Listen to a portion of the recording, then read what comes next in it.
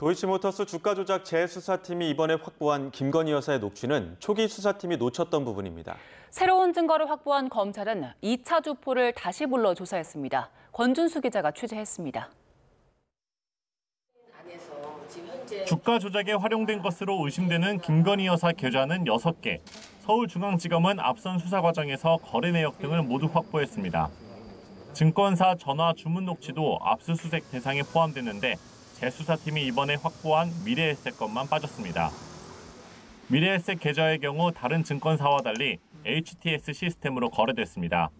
HTS 시스템은 본인 인증을 거쳐 PC로 직접 거래해 증권사 직원을 거치지 않기 때문에 이상 거래라고 해도 주문을 하는 통화 녹취가 없었을 거라고 판단한 겁니다.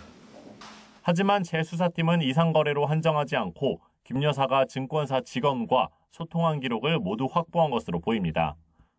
재수사를 맡은 서울고검은 김 여사가 증권사 직원과 나누는 대화에서 시세 조종을 인식하고 있다는 정황을 포착한 것으로 전해졌습니다.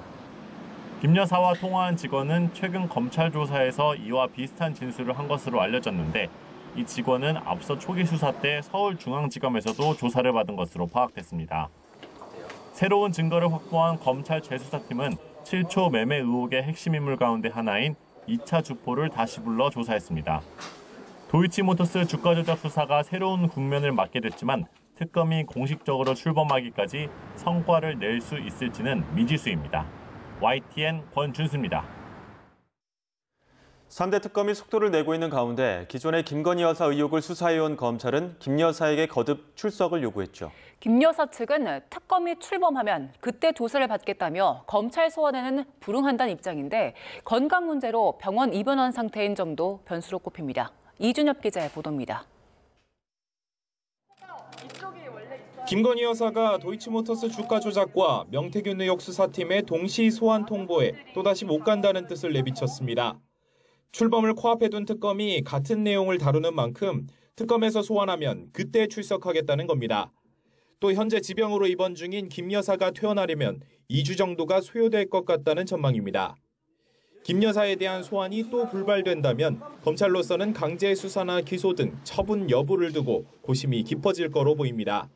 3특검 가운데 가장 먼저 특검보 인선을 매듭 짓고 수사 준비에 박차를 가하는 김건희 특검에 바통을 넘길 필요성 때문입니다. 특검 준비 기간에 도이치 재수사팀이 김건희 여사 기소하는 것에 대해서 어떤 입장이신가요? 그 부분을 생각해보지 않았습니다. 특검은 정부 소유 서울 광화문 소재 빌딩을 사무실로 낙점하고 늦어도 7월 초에는 수사 착수하도록 준비를 마치겠다는 방침입니다. 그전까지 사용할 임시 사무실도 마련했는데 이미 민특검을 비롯한 구성원들이 출근하고 있는 만큼 이번 주부터 기록 검토도 시작될 거로 예상됩니다. 다만 일각에선 특검 출범 전에도 기존 수사팀이 특검과의 협의를 거치면 강제 수사를 시도할 수 있다는 주장도 제기됩니다. YTN 이준엽입니다.